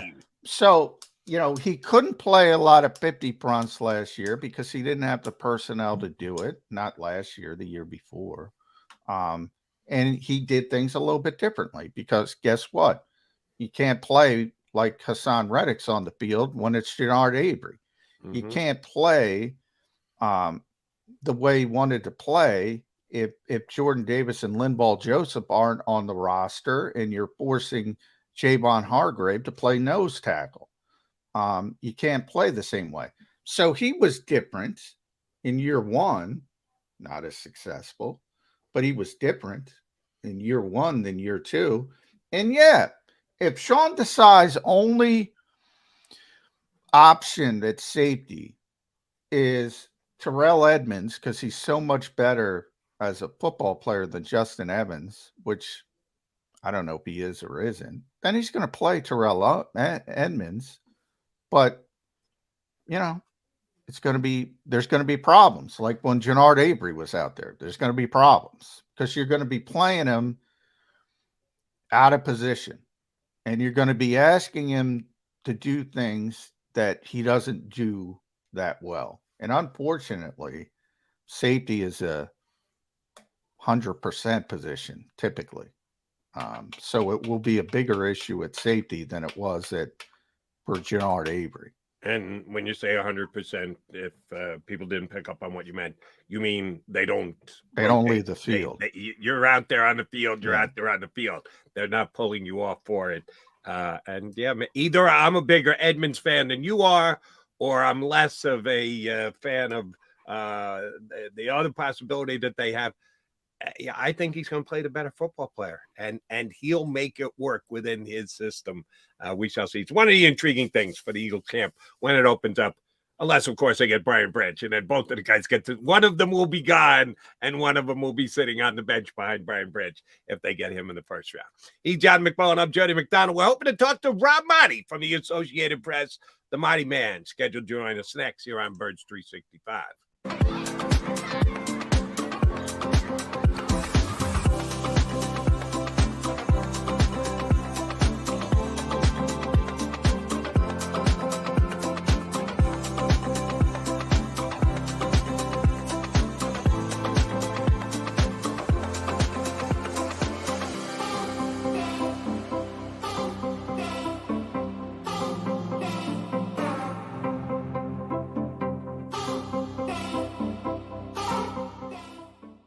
Imagine for a moment that you went to work today and when you came home, you were catastrophically injured. Your life and your family's life. That's what happened to union construction worker Mike Little. I was scared of what the end was going to be, but to be 100% honest with you, I knew I was going to be all right just by talking with Brian. In my heart, I just knew everything was going to be all right. Call the firm and find out why they say, "We got this." Call 215-458-2222. Heading down the shore. Have a ball once more. Here, imaginations run wild and time stands still. Because here, you can find the best of the Jersey Shore, all on one 5-mile island. So leave the old you behind and get lost in the woods. Wild, wild, wild wood days.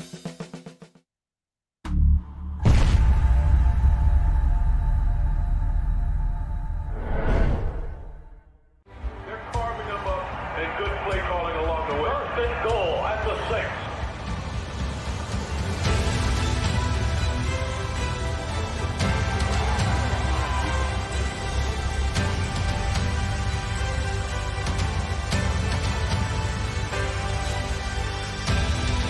On the field of life, First Trust Bank is there for you. Champions on 3. 1, 2, 3. Because Philadelphia dreams deserve a Philadelphia bank. Go to get your game on. Go for the beers. Go for the cheers. Go for the hit and the hits. Go for the stakes and the stakes. Go to get your parlay on. Go to get your party on. Go for the scene. Go for the screens. Go for the gallery.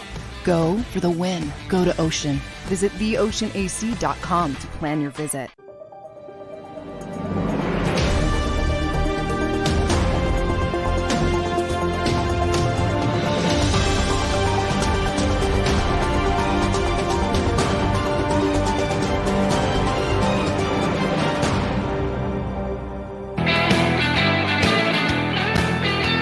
Friday here on Birds 365 with Mac and Mac. Oh, it's nice to see that smiling face. Yeah, he's living down in Florida, but he's going to be a Philly guy for the rest of his life. Don't kid yourself.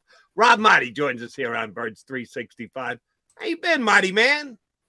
What's up, guys? I just came back from Philly, actually. I was there for a couple of days, went out and did a nice event with Brandon Graham from the Eagles. Awesome dude. We went to a couple high schools and spoke to some students, gave them some encouragement and inspiration. So it was a long, I guess it was Wednesday. I lost track of days. It was a long Wednesday, but here I am back where I in Florida and under the sun. But hey, I brought some heat with me up north. So that was pretty cool. You brought us some nice weather. So we appreciate that. And yeah, I saw that, Rob. I saw you were out with Brandon. Parkersburg Point, I guess. Where's that? It's up in it's at Glen, PA. I can't even pronounce it. Doctorera High School, Coatesville High School. You're probably more familiar with Coatesville. No, Coatesville. Yeah. Beautiful campuses and nice ride out. Anytime you drive out there and you're seeing people chopping down trees and you got horses and you got the buggies, you know you're out in the wilderness somewhere. Yeah, See, nice now, to get serene. I'm a New York City kid. I used to play in the CHSAA in New York. There was no such thing as a high school campus It was a building sandwiched between other buildings next to it. There was no campus involved in high schools when I was growing up. I hear you. Glad to see you got out with BG. Great stuff. All right, I want to ask you a question that has nothing to do with the draft. We surely want to ask about the draft, but you're Mr. NFL. Is the team in our nation's capital sold yet? Because there are conflicting reports that, yes, Joshua Harris and his group have acquired the former Redkin, then the football team, then the Commanders from Dan Snyder. He's on his way out the door. And there are other reports that the deal is not a done deal yet. What are your sources telling you? It's a 99.9% Snyder's out, but is this thing going to get done? Is it actually done? And are the reports that it's not done yet inaccurate? Great question, Jody. So our terminology in my story and my colleague out in Washington, Stephen Wino, is agreed in principle. So there's an agreement in place, right? But when you have a $6 billion transaction, it's not a handshake deal. Any of these things aren't. You got to get the language down. You got to get the contracts. You got to get all the details down. So it has not yet been signed and formally presented to the NFL. So while there is an agreement in principle and they're working towards getting the ink on the paper and presenting it to the NFL before it goes through, and then there's a lengthy process that the league goes through to approve these deals.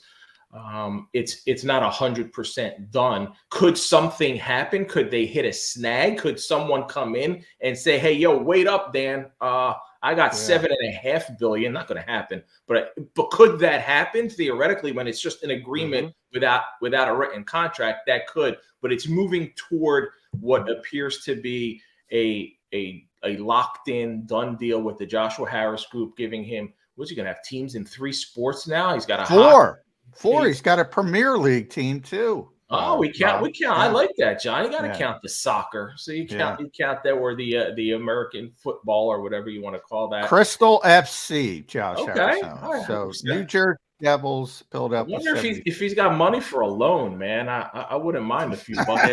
He's got a couple of bucks. Now, here's a question you should know the answer to. Doesn't he own a small piece of the Steelers?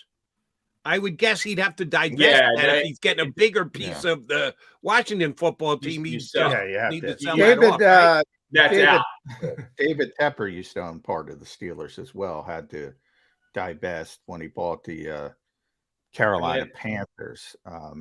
It was interesting. You bring up Daniel Snyder. He could be he could agree to do anything and change his mind. If Jeff Bezos comes in tomorrow, Rob, changes his mind and says, "I'll give you a $6.5 billion," he'll go, "Hey, Josh Harris, nice knowing you."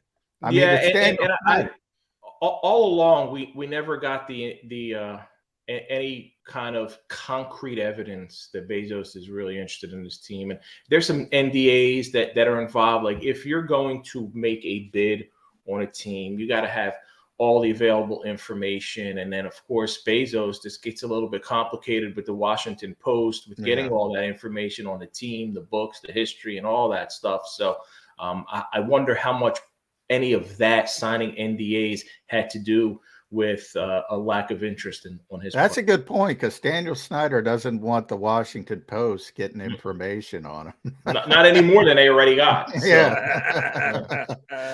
Yeah, our buddy Will Hobson has been on the Daniel Snyder beat for a number of years. Has done a tremendous job. Boy, locally, this is bad news for the Eagles fans. I mean, he was a disaster. Let's be honest, as an owner. Now you're going to have a guy who's financially well-heeled. I don't know, Josh Harris. I don't think he's been a great owner with the Sixers, but he's not been a terrible owner. He's going to be an improvement. You would think whoever steps in there is going to be an improvement. Here's where the NFL owners, though, are going to be happy. One, they get rid of what's been a nightmare, a headache, a thorn in their side. But more importantly, look at the price of all of their organizations. If the Washington Commanders are going to go for $6.05 billion, everybody's happy about that from an ownership standpoint. So really, they get a win-win. And I don't think this is the end of any legal or any of those kinds of issues for Dan Snyder. He's still got to go through all that. Now, I know the Mary Jo White investigation from the NFL doesn't matter anymore. It'll come out because Roger Goodell said he promised it'll come out, and he'll look bad if he doesn't release the contents of that report, but that'll probably likely be, I would imagine at this point, after the deal is completed, everything has gone through. And, oh, by the way, here's Mary Jo White's complete investigation on Dan Snyder. And by the way, Dan will be off the south of France on his yacht. I don't know if they have extradition from there. He's going to be fine with a $6 billion. Yeah, he'll be good. Yeah. And oh, by the way, I love the 0.05 billion, which equates to $50 million. It's 0.05, but it's 50 million. Can I get 0.05? Can somebody just throw it my way? I could find a way to use 50 I'll million. take it. 0.0005 right about. Rob Marty here with us on Birds 365. All right, we get to the draft. The Philadelphia Eagles with the 10th pick in the draft. Rob Marty will be getting who? Trading down. I finished my first Rob Marty 1.0, I guess it's called. Yeah, 1.0. Got to do the first one first. Yeah, that came out. Probably going to have revisions by next week's 2.0 and then another one by 3.0. But in my first mock, the first trade I had was the Eagles moving out of 10, dropping to 12, and taking the edge rusher out of Georgia, Nolan Smith. Now, I know I've seen him. I've seen Smith go anywhere in the top 10 and then all the way in the second round. He's all over the place, Nolan Smith. But I do feel like I also then had him at number 30, trading completely out of the first round.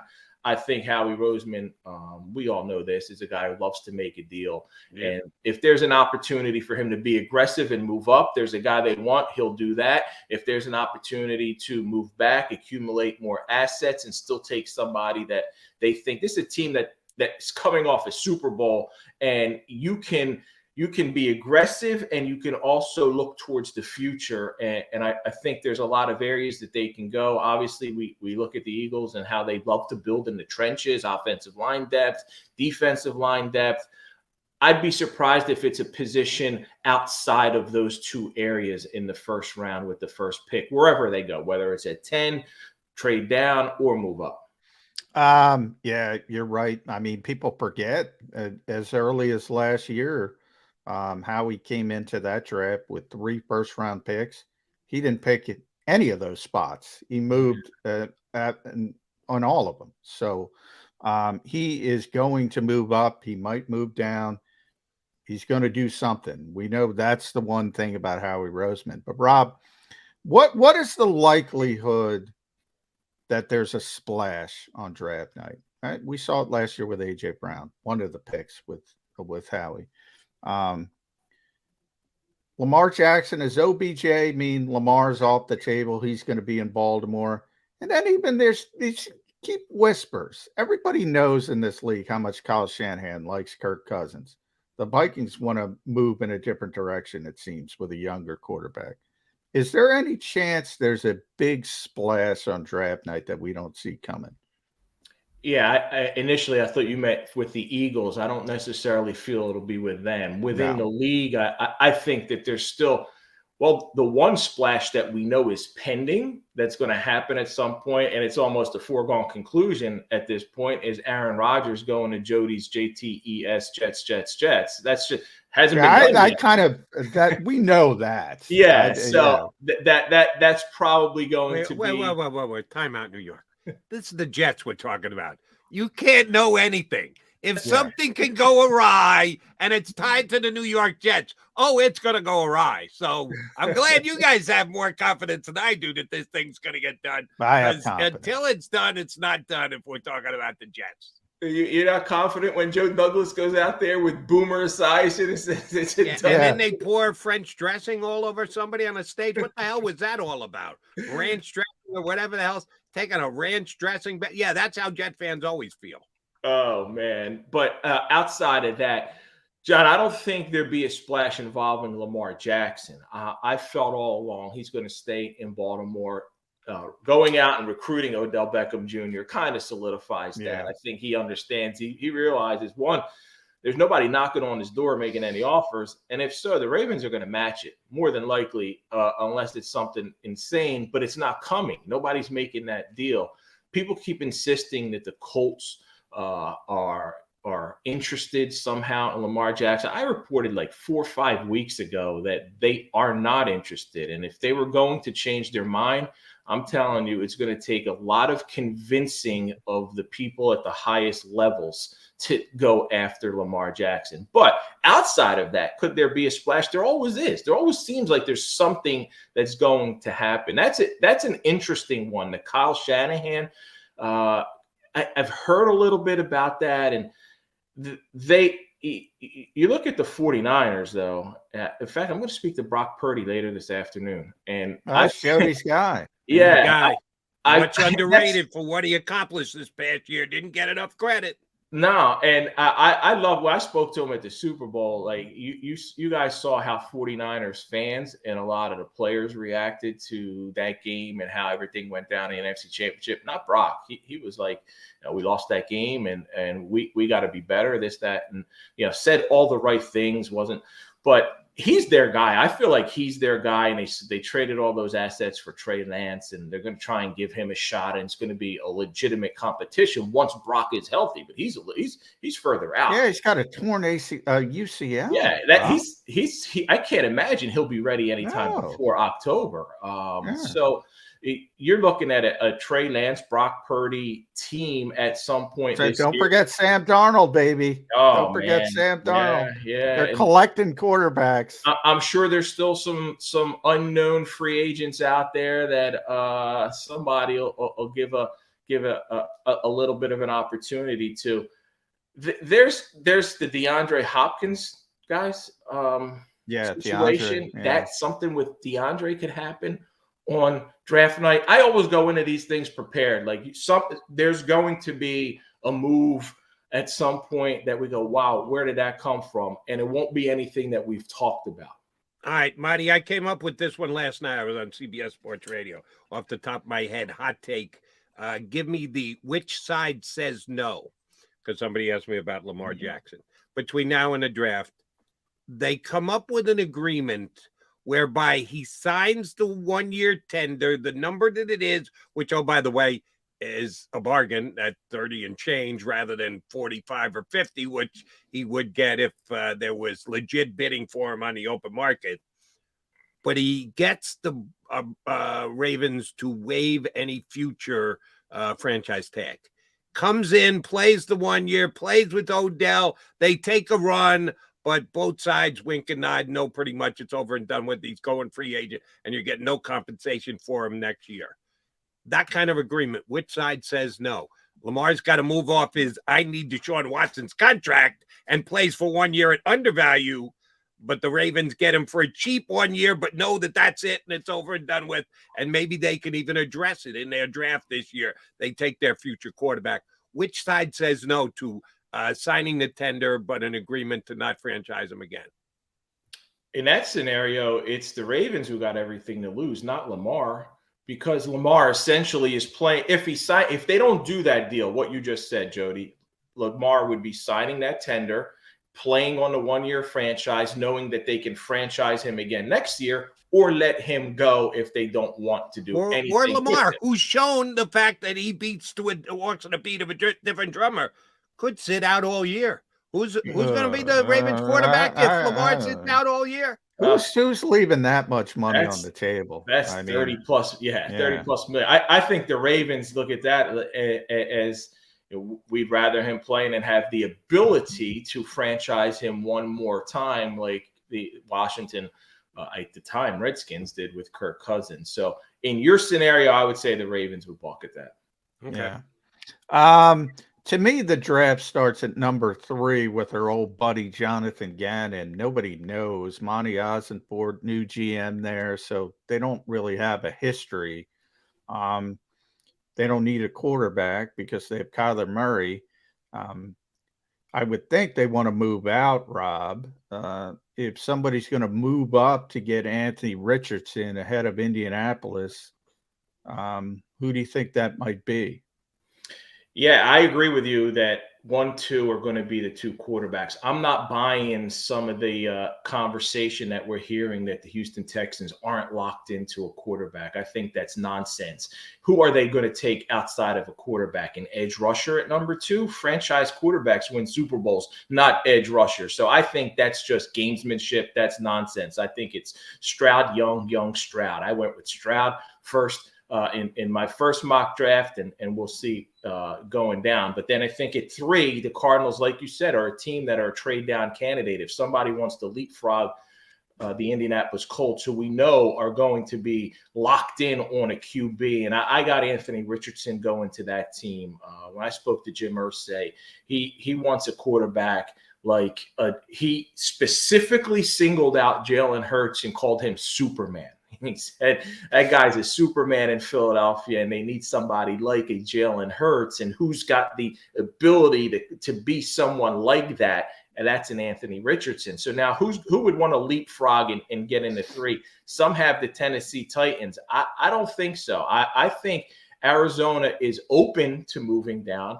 I think they'll let it be known that, hey, if you want a quarterback in this spot, that we're willing to talk. But Jonathan Gannon saw the importance of having a strong defensive line in Philadelphia. He knows what how beneficial it is to have a team that's strong in the trenches, that's got a dominant pass rush, that can get 70 sacks like they had last year. They didn't get any of the Super Bowl. I don't think anybody's getting 70 sacks. I'm going on record.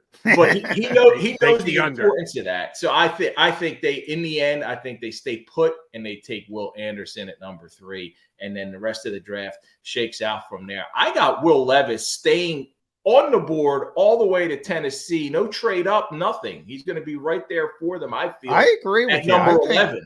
I think he might slide a little bit. And if he does get out of the top 10, I think the slide might even be bigger than you have it being. I think he could be that guy who goes a little bit later than we all think. But then again, he could go in the top 9. I think he'd be balls out of the top 9. I think he might have some issues at that point. Yeah, I don't think it'd be 9 because 9 is the Bears, and the Bears aren't taking a quarterback. So it's either got to be top 8 or further down. And I know one team that would like to see him get to 10, and that's the Eagles, because then they can actually use that as, hey, open for bidding, one quarterback left who wants to move up. Well, yeah, I said top 9. You're right on the Bears, because the Eagles are 10.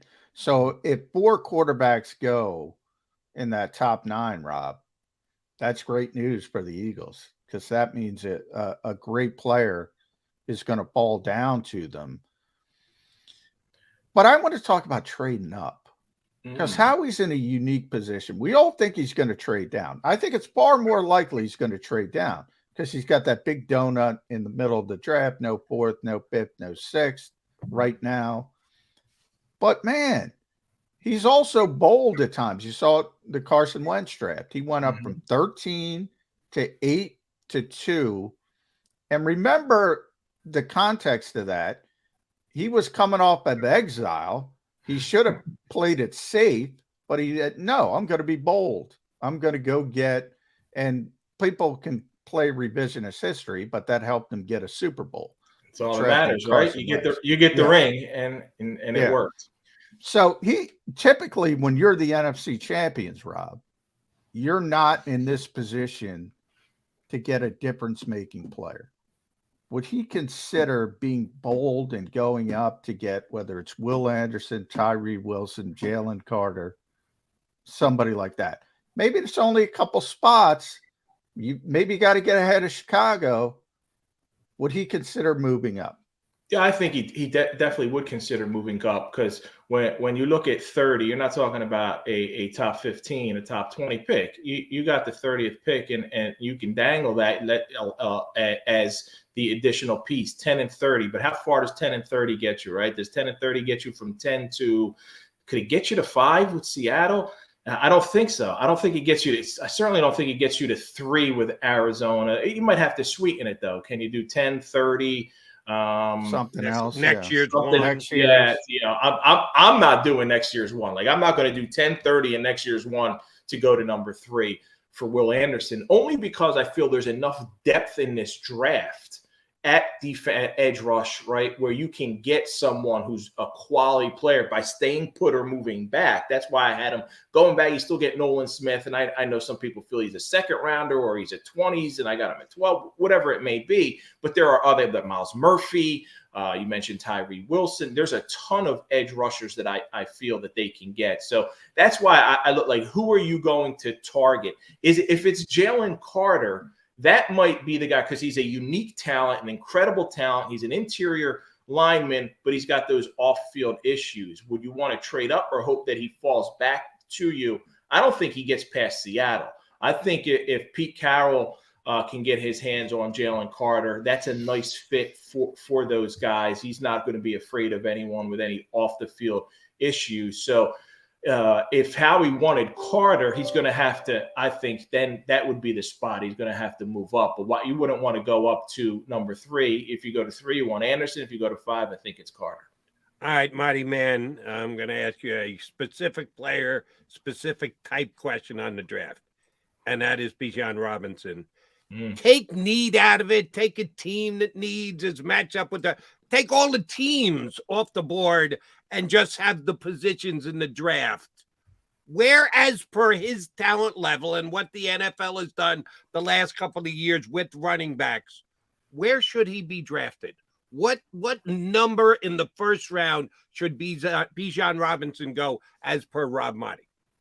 That's a great question, because if you just go exactly the way you asked it, to me, he's a top 10 talent because he's a 3-down back. He's a guy who he's a playmaker on offense, where you got to score points in this league, and you can put the ball in his hands and he can get you those points any number of ways. The unfortunate thing is for Bijan Robinson is the NFL doesn't value running backs that way. They feel they can get running backs in the second round, third round as undrafted free agents. You see how they are so grossly underpaid in relation to their colleagues at other positions, at other skill positions like quarterback and wide receiver. And even they're getting paid now less than some of the tight ends. So I feel Bijan Robinson is a top 10 talent if you took position, money, everything out of it. There's a guy you want to get the ball in his hands and just watch him go. See what he can do. I got him sliding all the way to the Dallas Cowboys in the first round.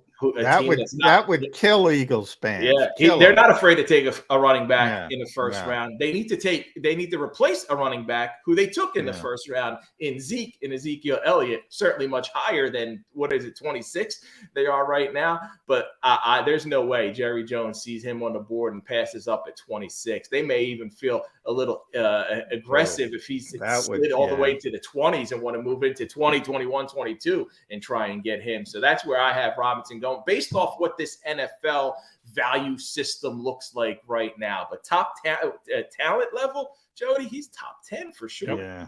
To tell you what's going on here, Rob, in your old stomping grounds, I considered renaming the show Bijan 365. That's how fired up Eagles fans are to get, because they always want the toy. There's only one stinking football. You got A.J. Brown. You got Devontae Smith. Jalen Hurts makes running backs better. But they don't want him they want him more than Ricky Williams back in the day? It's not. There's no campaigns, are there, guys? Not yet that I know of, but I don't delve into it. Any campaigns at WIP, Jody? Oh, yeah. They're going to have the Sporty 40 going out to Kansas City. Or it could be the Filthy 40 to follow in the Dirty 30's footsteps. Oh, okay. To go out to see. So there you go, Rob. Now I want to go. By the way, what university did Ricky Williams go to? Texas, yeah. Where did Bijan Robinson go? Yeah. Oh, Texas running back that the Eagle fans can lobby for. Hook 'em horns. Get ready for it, Marty. All right. Are you going out to Kansas City? You're going to be there. Right? I'll be there. You're going to have to go up and sit with the Eagle fans who will be there to scream Bijan's name. I may paint my face just to fit in. Before you go to Kansas City, I want to talk about your new stomping grounds, and that's Tampa. Obviously, they're in a rebuilding mode. Another player Eagles fans want, Devin White, who wants out of Tampa Bay, makes a ton of money and wants to get paid like the top linebacker in football. You know, you got to see him up close, Rob. He had that run in the playoffs. I mean, that thing was historic. That's one of the this is not hyperbole. That is one of the greatest runs for a defensive player in the modern era. He was phenomenal against Drew Brees in the playoffs. Then it was Aaron Rodgers in the NFC Championship game. He had like 15 tackles. Then in the Super Bowl, Patrick Mahomes, they blew out the Chiefs. He had an interception all over the field, sideline to sideline. And it's weird. People think he's a good player. He hasn't been a good player consistently from week to week. What have you seen about Devin White? And would the Eagles dare pay an all-ball linebacker $11.7 million, never mind the $20 million he wants on an extension? Yeah, would the Eagles pay? No way. We know. I think we know the answer to that. That just not going to happen. Inconsistent is what I've seen, John, because I think it was such a incredible run, as you said, in that Super Bowl year, that the expectation level. Now, he was a top 5 pick. He was a 5th pick in the draft coming in. So the expectation level for Devin White was high already, and he showed it, and it resulted in helping them win a Super Bowl that season. But he hasn't played up to that potential. He hasn't played up to that level since. And it's kind of maddening because he's got that ability. He's got that talent.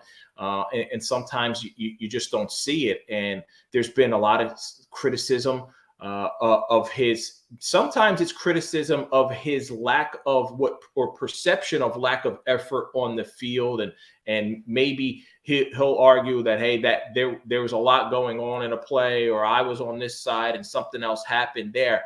But to me, he's that kind of guy where if he wants that kind of money, which he clearly does, and he wants to get in the 18s and the 20 million range, and you haven't had a consistent performance for the last 2 years, like the GM for the Bucs, Jason Light, just said this the other day. It's pretty simple. He's on the Buccaneers. We're moving forward with him. If he wants to get paid like that, go out there this season and prove it and have that year. He wants to get paid already. They want him to go out, give me one more prove it season. I will say this. He loves to ride horses. And considering where I just came from, up in the Philly area, all those suburbs and that area, like if he thinks that there's no horse farms or whatever, no, there is. Yeah, I could talk to him about that. He'll be quite comfortable in Philly. I just don't think Howie Roseman and the Eagles are going to be quite comfortable signing a paycheck like that to a linebacker. Yeah, I think he'll work around the horses if he gets the paycheck. Not happening in Philly. All three of us agree on that one. All right, last one for me, Marty, man. Let's jump back over to the coaches. We've done the draft. We talked about everything. Eagles, 2 new coordinators this year. One elevated from the previous coaching staff, good relationship with the current quarterback, and one brought in from outside, but knowing full well has a lot of the same beliefs as the former coordinator who was here, is now the head coach of the Arizona Cardinals. Who's going to feel the wrath of Eagle fans more? Give me a little prediction here. You got to predict how it's going to go both on offense and defense. We know defensive fans are a little bit more outspoken. Jonathan Gannon got his ass kicked here for 2 years.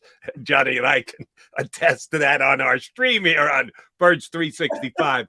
Who's going to hear it from the cheap seats more this upcoming year, their new OC or their new DC?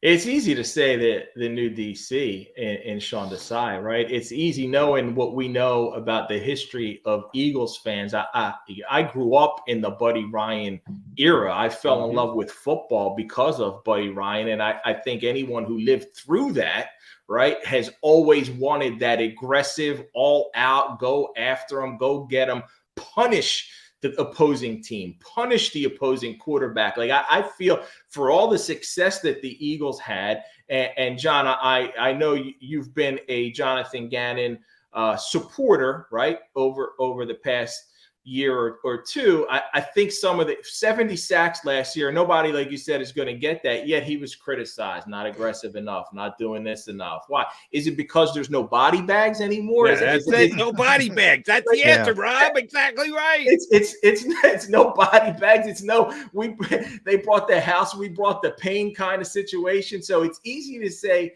Sean Desai will get that criticism, but I will caution you this. I will look at, if there is any kind of struggle from Jalen Hurts, the offense early in the season, forget early in the season, forget game 2 or 3. if they come out and score 3 points in the first half of week 1, there's going to be, if it's a home game, there's probably going to be some boos as they run into that tunnel after a 3-point performance coming off 35 there will in be. the Super Bowl. And then who's that fall on? Nick Sirianni's an offensive-minded head coach, so it's a combination. But you'll start hearing the talk of, is Brian Johnson ready for this job? Was he promoted too soon? Could he handle being an offensive coordinator? Which I think he can. I think he's the right fit. And I've been a Brian Johnson supporter since before he even came in. I thought that this is a guy who's well positioned to be a head coach at some point in the NFL. But I could see him taking the brunt of criticism if there's any kind of early season lack of chemistry on that offense and they're having trouble putting. Yeah. You're probably right, Rob. There's going to be some hiccups and he's going to hear some things. But ultimately, why I think Brian's got it easier, they got so much talent on offense. Yeah. It'll start to shine through. They lost 5 starters on defense. They don't care about linebackers. They don't have safeties. Boy, I feel sorry for Sean Desai because remember, as you mentioned, 70 sacks, not good enough. Number 2 ranked defense, number 1 ranked passing defense, not good enough. What that poor guy is up against it, man. Just roll out some of what Buddy used to do, and everybody will be happy. We don't have to win a playoff game, but they'll be happy with the defense. Good point. With the defense, if people are getting carried off the field, and you're bringing in third string, you're bringing in running backs to be the quarterback for opposing teams. Hey, they did that. They did that in the NFC Championship game almost. Yeah. Get those body bag quotes, get those House of Pain quotes. Sean Desai, he'll be just fine if he knows how to play the crowd. Rob Marty, you play it well, my friend, and you always play it great with us when you jump in.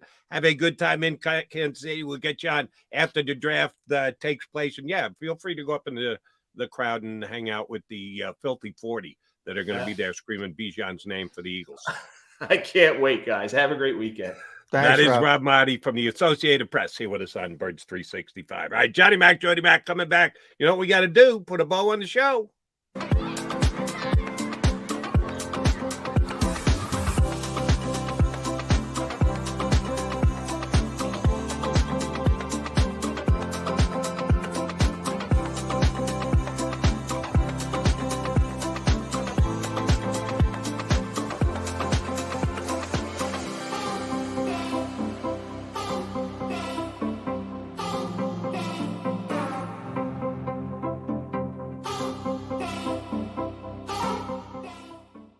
Imagine for a moment that you went to work today and when you came home, you were catastrophically injured. Your life and your family's life. That's what happened to union construction worker Mike Little. I was scared of what the end was going to be, but to be 100% honest with you, I knew I was going to be all right just by talking with Brian. In my heart, I just knew everything was going to be all right. Call the firm and find out why they say, "We got this." Call 215-458-2222. Heading down the shore. Have a ball once more. Here, imaginations run wild and time stands still. Because here, you can find the best of the Jersey Shore, all on one 5-mile island. So leave the old you behind and get lost in the woods. Wild, wild, wild days.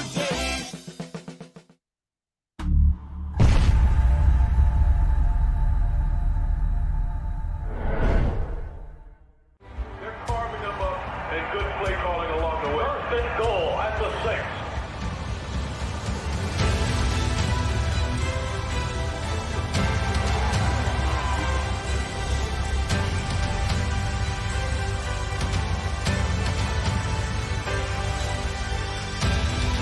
On the field of life, First Trust Bank is there for you. Champions on 3. 1, 2, 3. Because Philadelphia dreams deserve a Philadelphia bank. Go to get your game on. Go for the beers. Go for the cheers. Go for the hit and the hits. Go for the stakes and the stakes. Go to get your parlay on. Go to get your party on. Go for the scene. Go for the screens. go for the gallery. Go for the win. Go to Ocean. Visit theoceanac.com to plan your visit.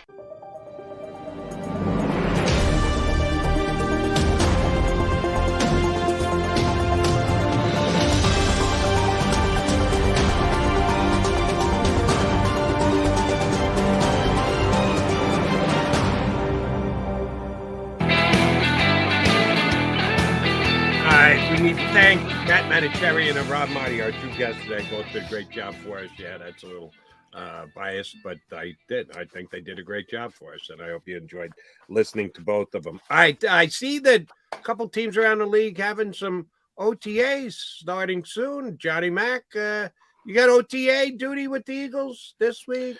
The Eagles can start their off-season workouts I think Monday, April 17th. Yeah, Monday. That's just, conditioning and all that kind of stuff. How formal is that going to be? It's not formal. I mean, guys come in. The majority of players will be in for it. Right, but didn't the coach tell us Jalen Hurts is there every single day anyway? Well, Jalen. Yeah, I mean, Jalen leaves at times to go, like last year, to go work out in Southern California, and he'll do that mainly after. I can't say after minicamp, after the final OTAs. He'll probably do that again. Guys go, around the country to work with their sort of personal coaches. But yeah, the start is just conditioning and weightlifting and all that stuff. So it's the on-field stuff doesn't start until May something. I don't have the date in front of me, but it's still a ways to go from that. Yeah, and the Eagles said they have more guys showing up at the facilities than they do because the guys who are really dedicated are already there every single day. But a couple more will come back when they start the OTAs, and we'll certainly be talking about it after the draft is over and done. We still got 2 weeks to get to the draft. We'll punch up a couple of more draft guys next week. I'm here next week. You going to be in next week? You got a vacay coming? You got a wedding to go to or anything along that? No, I got silly season to deal with. We still got another week before we finally get to draft week. Draft week will get here. And at some point, Howie Roseman and Nick Sirianni are going to talk about the draft. Probably next week at some point. Oh, you think they'll do it next week? You think they'll wait till week up? Do you remember from last year? They're not going to wait till week up. It'll be so it's the week before week. Okay. Yeah. All right, that should be fun. Yeah, Johnny Mac and I will be back here next week. We want everybody to have a great weekend. Be back here on Birds 365 on Monday morning, which is 2 and 2 days from now. You've been listening to Birds 365, the destination for the passionate Eagles football fan who bleeds green. If it's Eagles football, we're talking about it. Debate, inside the locker room, and guests that are some of the greatest football minds from around the region. We hope you enjoyed the show. We know we had a blast. Make sure to like, comment, and subscribe, and we'll be back soon. But in the meantime, hook up with us on social media at JAKIB Sports. See you next time on Birds 365.